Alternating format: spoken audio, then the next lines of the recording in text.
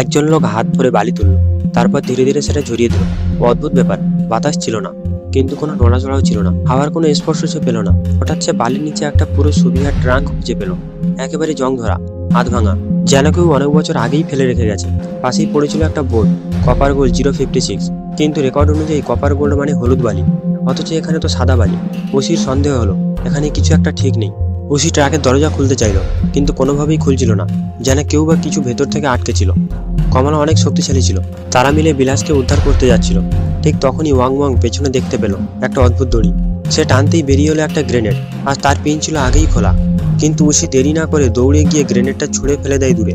তারা বুঝতে পারছিল না গ্রেনেডটা ফাটার সাথে সাথে সবকিছু বেরিয়ে এলো, এবং সাথে মৃত লাশগুলোও বেরিয়ে এলো। ওসি বলল, এই লাশগুলো হয়তো আমাদের পূর্বপুরুষ, দাফন করা উচিত। লিউচি কবরের নাম দিল লিউ রেন মনুমেন্ট, অর্থাৎ লিউ পরিবারের স্মৃতিচিহ্ন। কিছুক্ষণ পর তারা আবার সেই জায়গায় ফিরে এলো, কিন্তু সেখানে কিছু ছিল না, না কবর না লাশ। তখনই মাটি কেঁপে উঠলো ভয়ঙ্কর ভাবে। তারা দৌড়ে পালাতে লাগলো, পেছনে কি যেন আসছে। সাদা বালির নিচে কি লুকিয়ে আছে